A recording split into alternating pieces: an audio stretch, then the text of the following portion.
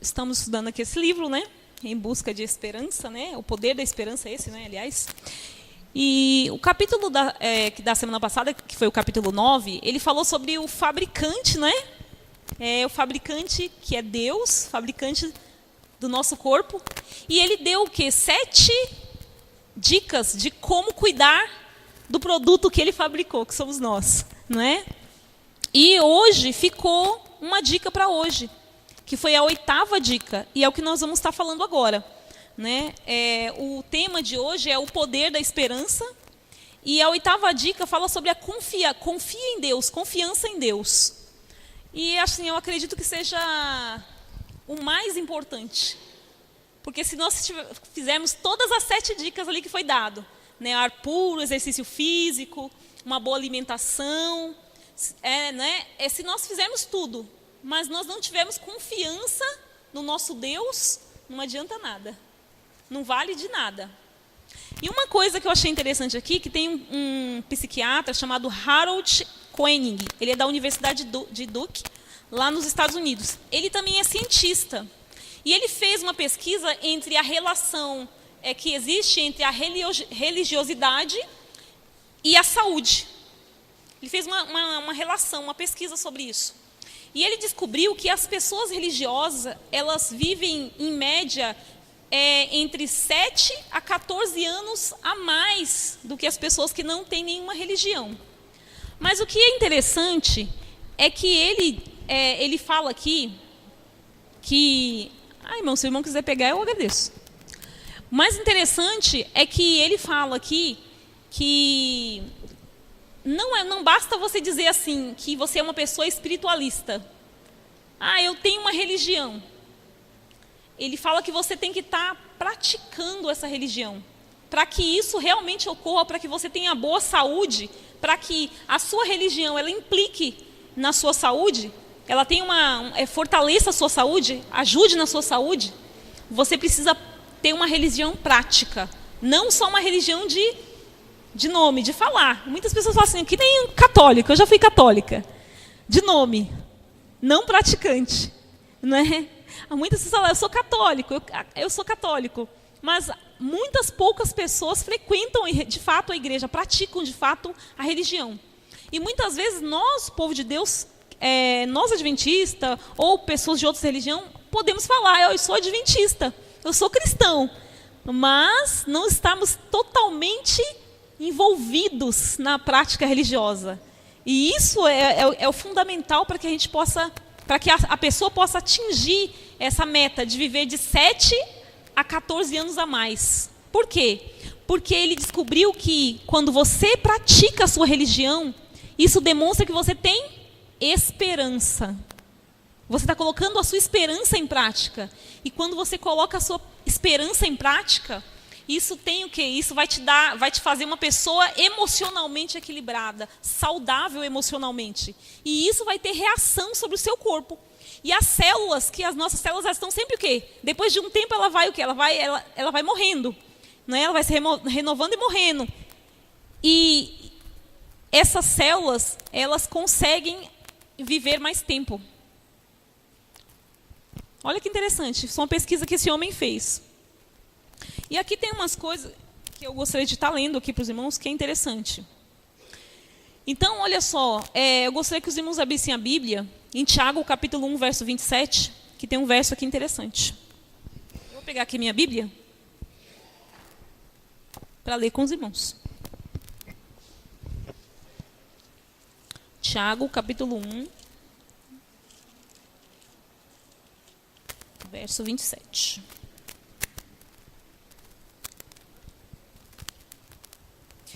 Diz assim, olha, esse verso, ele está bem relacionado com o que nós estamos falando aqui. Tiago 1, 27, olha o que diz. A religião pura e sem mácula para com o nosso Deus e Pai é esta, visitar os órfãos e as viúvas nas suas tribulações e a si mesmo guardar-se incontaminado do mundo. O que esse verso, em outras palavras, está dizendo é o quê? Pratique a sua religião. Visite as pessoas enfermas, leve esperança para as pessoas. Porque quando você faz isso, você está praticando aquilo que você aprendeu. E mantenha-se incontaminado das coisas desse mundo. Ou seja, duas coisas nós precisamos fazer para que a gente possa realmente demonstrar que nós temos a esperança. Colocar em prática a nossa religião, irmãos. Visitar as pessoas, ajudar outras pessoas, servir outras pessoas, não é? E manter-se incontaminado das coisas más deste mundo. Colocando essas duas coisas em prática, que implica em muitas coisas, né? Nós vamos estar o quê? Colocando a esperança em prática. E isso vai ter um efeito positivo sobre a nossa vida, a nossa qualidade de vida aqui neste mundo. E vai fazer com que a gente atinja essa meta, que é viver de 7 a 14 anos a mais. Por quê? Porque nós temos a esperança. Eu poderia aqui ter visto lá em grego o que significa esperança, né? Mas, irmãos, esperança é só uma pessoa só. Quem é a esperança, irmãos? Jesus, não é? Cristo Jesus. Ele é a esperança. E se você tem Cristo na sua vida, se você se compromete com a sua religião, se envolve na prática religiosa, então você o quê? Você se torna também uma extensão dessa esperança viva para outras pessoas. E é isso que Cristo quer que nós sejamos. Uma extensão dele aqui neste mundo. Não é? Nós temos comunhão com ele. Um dia nós estávamos aqui neste mundo sem esperança, sem Deus. E um dia nós tivemos um encontro com Cristo. E a partir do momento que nós tivemos um encontro com Cristo, nós temos o quê? Que ser essa extensão de Cristo para outras pessoas aí fora, não é? E aí nós tornamos o quê? Uma esperança viva para outras pessoas, assim como Cristo é a esperança viva para cada um de nós.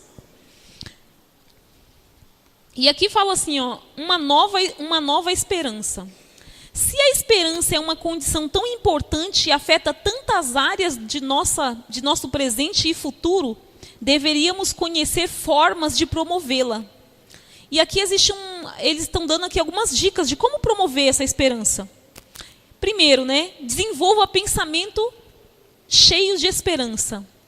Quando olhar para o futuro, se esforce para ver bons resultados e experiências satisfatórias. Irmãos, isso depende muito de como nós estamos vivendo o presente, né? E como nós vemos o passado. Às vezes a gente traz coisas lá do passado, as coisas ruins, né, lá do passado, para o nosso presente e acabamos estragando o nosso futuro, não é verdade? Irmãos, a Ellen White ela tem um texto que ela diz assim: nada tendes que temer quanto ao futuro, a menos que vos esqueçais o quanto Deus tem vos guiado, né, lá no passado. Se a gente se lembrar das bênçãos que Deus derramou sobre a nossa vida lá no passado, nossa vida individual, mas também nossa vida como povo de Deus, como igreja adventista do sétimo dia.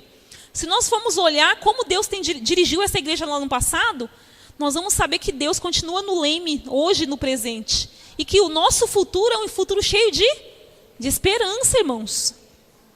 Jesus é a nossa esperança. Nele está centralizado todos os nossos sonhos, irmãos. Tudo está centralizado em Cristo. É isso que esse capítulo está falando. Tudo está centralizado em Cristo. Se a gente hoje não tá tendo esperança quanto ao futuro, é porque o nosso presente, no presente hoje, nós precisamos melhorar, estreitar a nossa relação com Cristo. Se nós estreitarmos a nossa relação com Cristo, nós vamos ter o quê? Nós vamos ter um olhar positivo quanto ao futuro. Porque nós vamos saber o quê? Deus está no meu presente e Ele estará no meu futuro. Então eu não tenho que temer o futuro. Porque Deus estará lá. Deus está aqui comigo hoje. E Ele vai estar lá no futuro também. Então não tenho que temer, irmãos. O mundo, irmãos, o mundo ele traz muitas coisas que deixam a gente triste. Que Satanás ele usa para tirar o nosso foco. Se nós, irmãos, detivermos o nosso olhar nas desgraças aqui deste mundo, irmãos, nós vamos começar a olhar para o nosso futuro sem esperança, irmãos. Por isso que nós devemos deter o nosso olhar em Cristo Jesus. Porque nele estão contidas todas as nossas esperanças, irmãos. Ele nos promete a salvação. Ele nos promete a vida eterna, irmãos. Ele nos promete um futuro onde não vai haver mais tristeza, não vai haver mais pessoas morrendo, pessoas enfermas. Onde nós não vamos ver pessoas desempregadas, pessoas passando fome. Então, ele é a nossa esperança máxima. Então, precisamos deter o nosso olhar em Cristo, irmãos. É isso que esse capítulo está falando. Em resumo, é isso que ele está querendo dizer.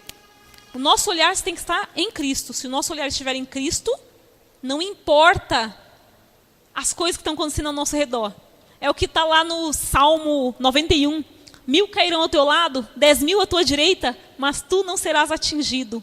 Somente com os teus olhos contemplarás e verás o quê? A recompensa, né, dos ímpios. Exatamente. Irmãos, mantenha o seu olhar em Cristo. Não fique olhando para as desgraças desse mundo. Não fique olhando para as reportagens que a gente tem visto aí, sensacionalista, que fala só de desgraça. Irmãos, a gente não precisa nem ver o jornal para saber que o mundo, infelizmente, o mundo jaz no maligno. A própria palavra de Deus diz isso.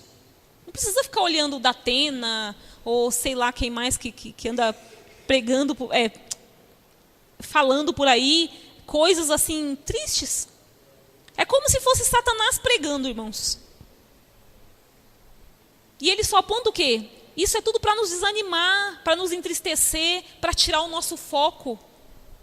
Quando a gente olha para isso, irmãos, o que a gente vê é só tristeza. Isso só traz revolta, tristeza e desesperança. Mas quando a gente olha para Cristo, e a gente começa a viver a nossa religião, e transmitir para as pessoas que não conhecem a Deus, dos nossos familiares, dos nossos parentes. Irmãos, aí, irmãos, a gente começa, irmãos, a contagiar as pessoas com a esperança que nós temos.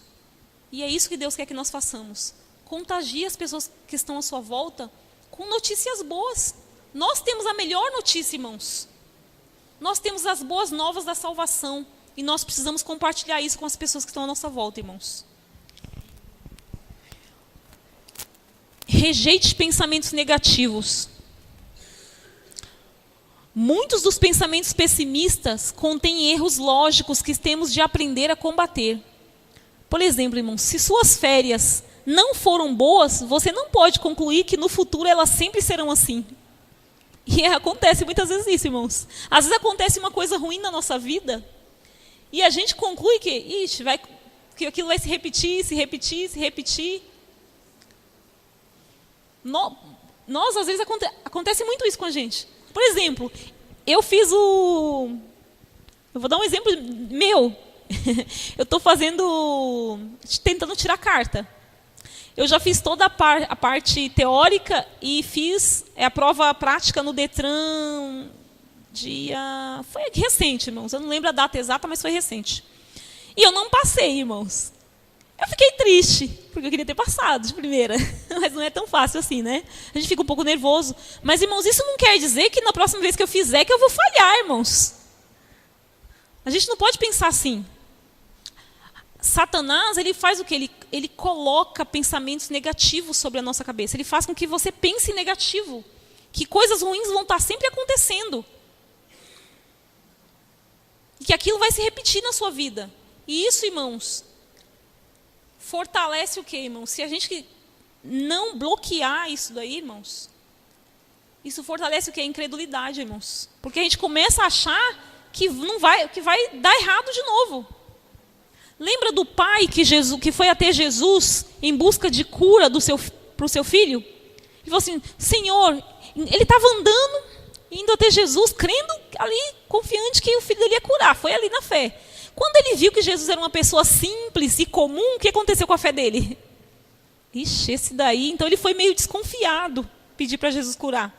E Jesus, ele olhou para ele e falou assim, ó, se eu não curar o seu filho, você não vai crer, né? Se eu não curar, se eu não fizer o milagre, então você não vai crer em mim. Mas, irmãos, como que Jesus poderia fazer o milagre se ele não cria? E aí ele suplicou, Senhor, tenha misericórdia de mim, seja comigo na minha falta de fé, na minha incredulidade. E aí Deus teve misericórdia dele e ajudou ele na incredulidade dele. Irmãos, a Bíblia fala, sem fé é impossível agradar a Deus. Se você não tem esperança, então você também não, a sua fé está abalada.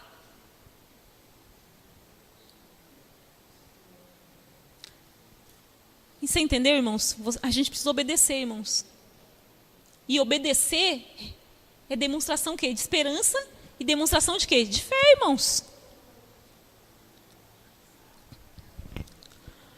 Então, irmãos, a gente precisa rejeitar os pensamentos negativos. Deve procurar razões específicas que possam ser alteradas a fim de obter o controle sobre os fracassos do passado e ter esperança no futuro, irmãos.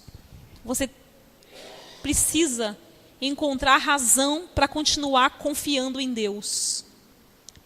E nós temos razões. E aonde que a gente encontra essas razões? No passado, irmãos.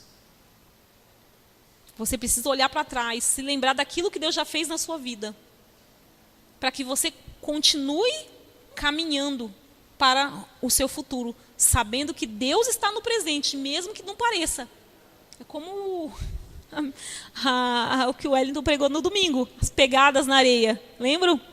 Quem estava aqui, eu acho que ouviu e se lembra. E é conhecido de todos essa história. Então, irmãos, mesmo em momentos de dificuldade, quando está tudo escuro, ainda assim você pode manter a sua esperança em Deus, se você se lembrar do que Deus fez por você no passado. Não permitir que a sua mente fique muito tempo no negativismo. O pensamento negativo ele vai vir, mas cabe a você combater esse pensamento negativo, lembrando-se daquilo que Deus já tem feito na sua vida. E aí você vai ter esperança quanto ao futuro e vai transmitir essa esperança. Mude a rotina. Quando a desesperança o oprime, mude a rotina de alguma forma. Procure um lugar afastado, respire outros ares, se distraia com alguma coisa diferente, convide um amigo que não vê há muitos anos para conversar. Ouça uma música nova, ou seja, faça alguma coisa para que aquele pensamento, aquela situação negativa, que você não fique ali com a sua mente naquilo. Porque o ser humano gosta, irmãos, de ficar com a mente no problema. Está passando por uma situação difícil e a gente às vezes fica repetindo aquilo, até aquela situação se gravar na nossa mente e começar a ter efeito sobre a nossa vida diária. E a gente é muito assim, irmãos. E por isso a gente precisa usar estratégias para sair dessa situação. Cultive o otimismo. A esperança e o otimismo estão intimamente ligadas. Você pode pensar assim: nossa, eu estou com uma dor de cabeça. Será que eu estou com um tumor na cabeça?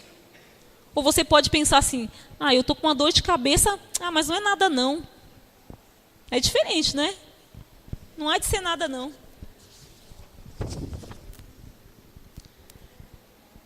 Leia e medite. Estude, irmãos, a palavra de Deus.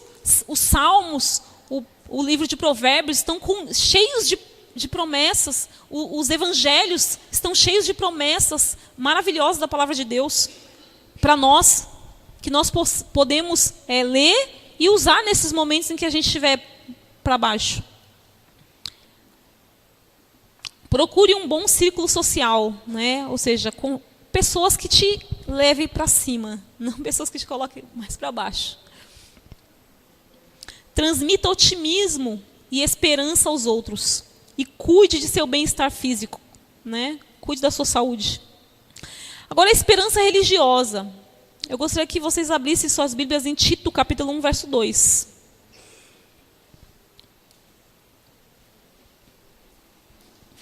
A esperança religiosa, irmãos, se refere à esperança da salvação, irmãos. Tito, capítulo 1, verso 2, diz assim: na esperança da vida eterna que o Deus que não pode mentir prometeu antes dos tempos eternos. Todos nós estamos nessa esperança, a esperança da vida eterna. E a palavra de Deus diz o quê? Que quem prometeu é um Deus que não mente. Ou seja, é algo que é certo, irmãos. É certo. A vida eterna é certa, irmãos. Nós precisamos somente confiar em Deus, acreditar em Deus, porque é certo que nós vamos receber a vida eterna. Se nós confiamos em Deus, as nossas atitudes vão demonstrar isso. Porque quando a gente confia em Deus, a gente começa a viver a religião. Quem confia em Deus, irmãos, lê a sua Bíblia todos os dias. Quem confia em Deus, ora todos os dias, irmãos. E não só uma vez. Quem confia em Deus, prega o Evangelho. Não só com palavras, mas a sua própria vida é uma pregação. Quem confia em Deus, faz o culto familiar em casa, irmãos. Quem confia em Deus, obedece aos seus mandamentos. A confiança, ela te leva à ação, e não o contrário. A fé, a nossa fé, ela tem que ser ativa, ela tem que ser operosa. A fé, ela nos movimenta, ela nos move. Quem crê, faz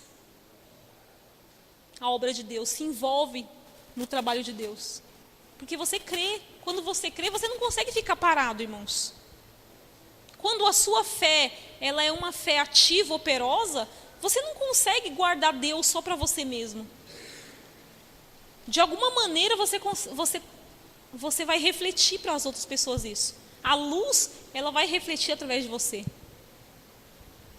A sua esperança, ela vai irradiar para outras pessoas.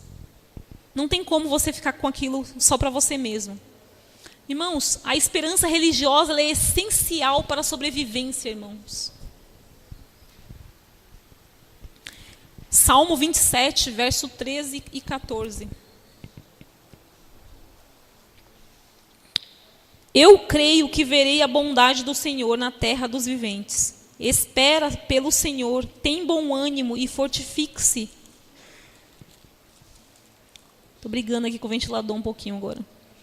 Espera pelo Senhor, tem bom ânimo e fortifique-se o teu coração. Espera, pois, pelo Senhor. Uma pergunta, irmão, você está cansado de esperar?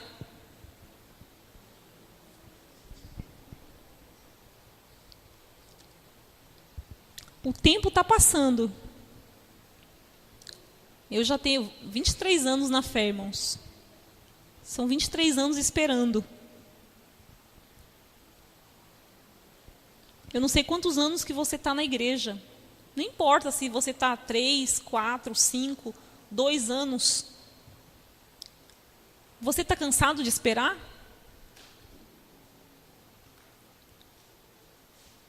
Irmãos, e nós podemos até dizer assim, não, eu não estou cansado de esperar.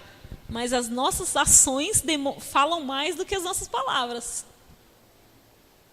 Quanto você tem lido a Bíblia? Quanto você tem orado? Quanto você tem se envolvido na pregação do Evangelho? Quanto de Deus as pessoas têm visto na sua vida? Quanto de Jesus a nossa vida tem irradiado? Então, irmãos, isso fala mais do que as nossas palavras. O poder da esperança. Aliás, desculpa, irmãos. Eu estou fugindo aqui a esperança religiosa. Sua obtenção exige mais do que esforço humano. Porque lá em Tessalonicenses 2,16 diz assim: o próprio Senhor Jesus Cristo e Deus nosso Pai, que nos amou e nos deu eterna consolação e boa esperança pela graça. A esperança é mais do que um esforço humano. A esperança é um presente de Deus para cada um. Porque a esperança é o Senhor Jesus Cristo, irmãos. Então ela é mais do que um esforço humano. Ela é um dom de Deus. Proporciona alegria. Por quê, irmãos? Porque, você imagina, irmãos, a vida eterna. Só de pensar no céu, já dá vontade de sair rindo, né? Só de pensar no que Deus tem preparado para aqueles que o amam. Quanto você ama a Deus? Porque a Bíblia diz assim, coisas que o olho não viu, nem subiu na mente do homem, são as que Deus tem preparado para aqueles que o amam. Proporciona alegria. Permanece até a volta de Jesus. A esperança religiosa, ela permanece até a volta de Jesus. Por quê, irmãos? Porque quando Jesus voltar, todas as nossas melhores expectativas, todos os nossos maiores sonhos serão realizados, irmãos. Por isso ela permanece até a volta de Jesus. E ela inclui a certeza da ressurreição. Mesmo que eu morra, terei vida eterna. Centraliza-se em uma recompensa perfeita e eterna. Tem para a gente encerrar, irmãos. Eu vou narrar. Porque eu não consegui decorar, irmãos, mas eu vou narrar. É uma história interessante. Diz assim: o pai de Ronald morreu quando ele tinha apenas 10 anos de idade. A causa foi um ataque cardíaco em decorrência do tabagismo. Por causa disso, esse homem, Ronald, ainda criança, decidiu que iria viajar no tempo para salvar o pai. Então ele estudou física e ele se tornou PhD pela Universidade Estadual da Pensilvânia.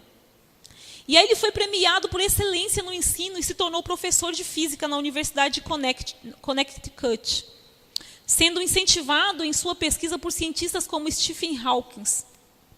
O maior problema no plano de Ronald é que ele cria um paradoxo. Ele pensou assim: caso eu consiga viajar no tempo e faça que meu pai pare de fumar, será eliminada a possibilidade de que eu, ainda criança, me torne tão obstinado para voltar no tempo, o que obviamente faria com que ele não pudesse ter voltado. Ou seja, se eu ir no tempo, fazer meu pai parar de fumar, aí eu não vou ter estudado. E se eu não estudar, eu não vou voltar no tempo. Ou seja, o problema não vai ter solução do mesmo jeito. Ou seja, irmãos, ele mesmo criou um paradoxo. Ou seja, o fato incontestável é que o passado não pode ser mudado. Ninguém pode mudar o passado, irmãos. Mas você pode mudar o seu futuro. Depende do seu presente. Como está o seu presente, irmãos? Você não pode mudar o seu passado. Você não pode mudar coisas que já falou, já fez lá no passado. Mas daqui para frente, você pode mudar o seu futuro, irmãos. Porque as nossas ações do presente, elas terão efeito lá no futuro, irmãos. O que eu sou hoje como cristã, o que eu faço hoje como cristã, o que eu falo, o que eu penso, tudo isso vai influenciar para a minha salvação ou perdição lá no futuro. Então, hoje, no presente, você pode decidir, mais uma vez, se entregar a Jesus, se você não fez. Você pode se entregar a Jesus hoje. E você pode mudar o seu futuro. O seu futuro pode ser com Jesus lá no céu e com toda a família de Deus que vai ser salva em nome de Jesus. E aqui tem uma outra história, irmãos, eu não vou contar não que ela é longa, mas tem uma pequena história aqui falando do Michelson Borges, porque esse livro aqui foi o Michelson Borges e um outro homem chamado Julian Melgoza que escreveu.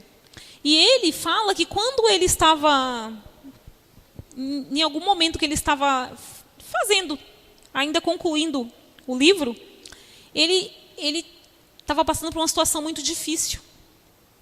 Por quê? Porque ele estava com um nódulo e o médico falou que poderia ser um câncer maligno. E aquilo causou uma angústia muito grande nele, porque ele ia passar, né, por uma biópsia, né, para saber se de fato o que ele tinha era maligno ou benigno. E aí ele falou que o colega dele nem sabia que ele estava passando por aquilo. E causou uma angústia muito grande nele. E aquilo fez com que tudo aquilo que ele escreveu, que eles estavam escrevendo nesse livro, as histórias, tudo que ele estava fazendo ali, com que aquilo mexesse com ele. Porque ele ficou pensando na vida dele, começou a ficar pensando nele mesmo. E ele escrevendo relatos, que esses relatos que ele escreve aqui dessas pessoas são relatos verídicos. E aí ele começou a pensar nele mesmo. Aquilo teve um impacto maior sobre a vida dele, porque ele estava passando por essa situação difícil. Só que aí depois ele fez, né, ele operou, né, e depois saiu o resultado que era benigno, graças a Deus. Só que ele falou que depois ele sentiu uma dor terrível, terrível da cirurgia, muito grande mesmo. E, lógico, ele falou assim, eu passei por essa situação, pode ser que o seu final não seja que nem o meu. Né? O meu final, graças a Deus, foi feliz. Não é o resultado, mas pode ser que o seu resultado, a sua situação, não tenha se resolvido ainda. Mas mesmo assim, nós devemos manter a nossa esperança em Deus. Não, pode ser que você está passando por alguma situação difícil na sua vida, que talvez não vai se resolver aqui nesse mundo, irmãos. Nem tudo que a gente quer, nem todos os seus projetos, nem todos os seus planos aqui para essa vida vão se concluir aqui, irmãos. E isso a gente tem que assim, ter isso assim, bem claro na nossa vida.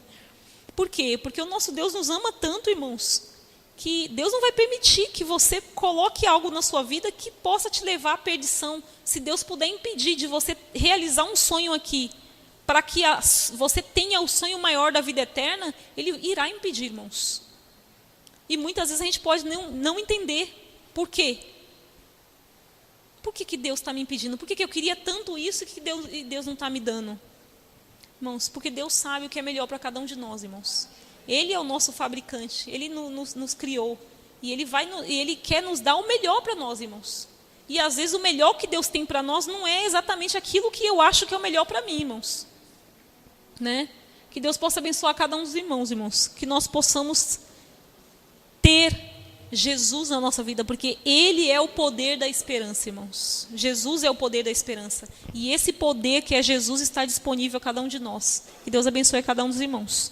Eu gostaria de pedir que o irmão coloque um hino, irmãos. A esperança é Jesus, por gentileza. E nós vamos cantar esse hino.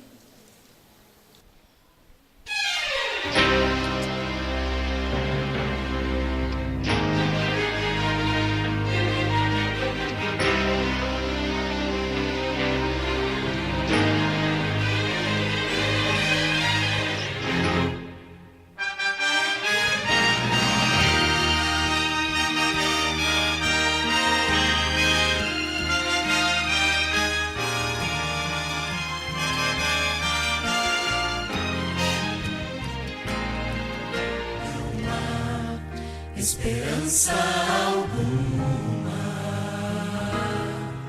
para um mundo onde Deus não está. Não há esperança de amor e de paz, onde o ódio deixa marcas fatais. Não há esperança de vida naqueles que não amam a Deus. Não há esperança de um mundo de paz se o homem deixa Deus para trás. A esperança é Jesus, Ele é o caminho. A esperança é Jesus, nossa luz entre espinhos. A esperança é Jesus, segurança de salvação, onde o mundo pode achar solução. A esperança é Jesus.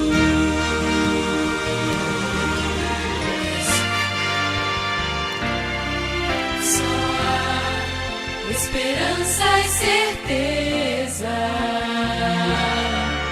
naquele que é vencedor. Só há esperança no nome de Deus para um povo que não tem mais amor. A esperança é Jesus, Ele é o caminho. A esperança é Jesus, nossa luz entre espinhos. A esperança é Jesus, segurança de salvação, onde o mundo pode achar solução. A esperança é Jesus.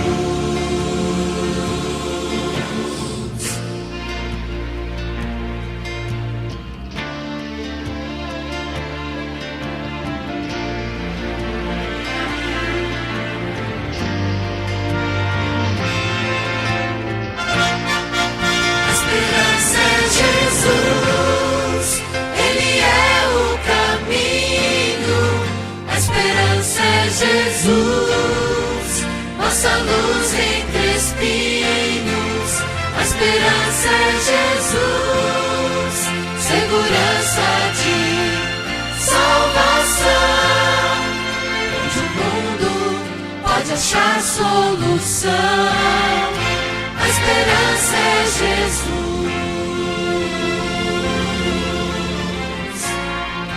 A esperança é Jesus.